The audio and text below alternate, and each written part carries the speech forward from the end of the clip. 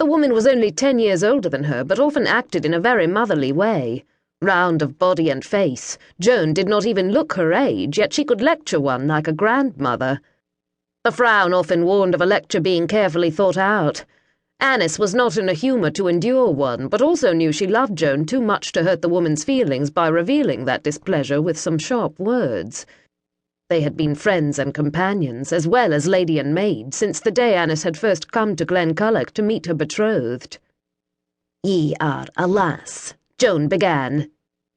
"I have come to realise that. I was slow to see it, but the breasts refused to be ignored." Annys was not surprised to receive a scowl from Joan that clearly said her maid was not amused. "No one expects constant strength from a wee lass who has but recently buried her husband," Joan continued. "Ye are wearing yourself to the bone trying to be the laird and the lady of this keep. You dinna need to be both.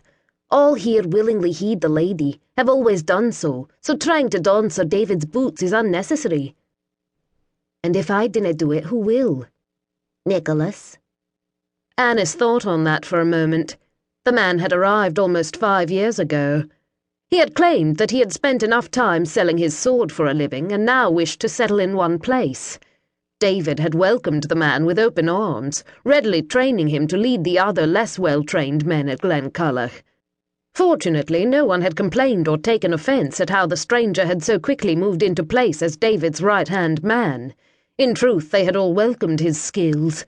She even had to admit that he had been immensely helpful since David's death. "Mayhaps he can," she conceded. "He certainly has been most helpful thus far. Yet I have always wondered why he ne'er just went home to Wales to settle." "A long journey for a man who says there is no one left there for him." "True enough." Annys shrugged and tossed the little shirt she had yet to finish back into a mending basket. "'Tis nae that I dinna trust him, for I do, but I puzzle o'er it now and then. I will try to put more of the work into his hands, but nae so much that it hinders his ability to keep the men well trained. Their training can nae be allowed to lag." "Nay, you're right, it can nae." Joan nodded. "It is badly needed, sad to say. E'en well trained as they are now, 'tis a constant battle to keep that bastard from trying to destroy us. If he sniffed out a weakness, he would be on us like carrion birds on a fisherman's catch. Have you heard anything from that Sir Murray yet?" "Nay.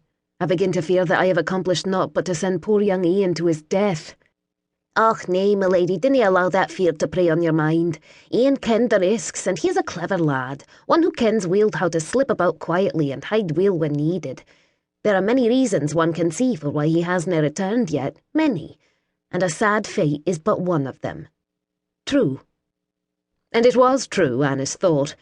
It was simply a truth she had a difficult time clinging to. Ian had come to the keep as a young boy, orphaned when the rest of his family had died in a fire, frightened and painfully shy. It had taken a while, but by the time she had come to live permanently at Glenculloch as its lady, he had blossomed, still sweet, still quick to blush, but settled and happy. He had fallen into the role of Glenculloch's messenger as if born to it, but he had never been sent on such a long journey before. "Milady!" Annys started as the shout from the door yanked her out of her thoughts, and she stared at the tall, too-thin young man who had burst into the solar. "What is it, Gavin? Please dinna tell me there is more trouble to deal with. It has been so blissfully quiet for days." "I dinna think 'tis trouble, my lady, for Nicholas isn't bothered." Gavin scratched at his cheek and frowned. "But there are 6 big armed men at the gate. Nicholas was going to open the gates for them and said I was to come and tell ye that." "I will be right out then, thank you, Gavin." The moment Gavin left, she looked at Joan. "How are 6 big armed men nae trouble?" "If they come in answer to your message." Joan hastily tidied Annys's thick braid. "There, done. Now you look presentable. Let us go out and greet our guests." "Guests dinna come armed," Annys said as she started out of the room, Joan right at her side. "They do if they come in reply to a lady's note saying, 'Help me, help me.'"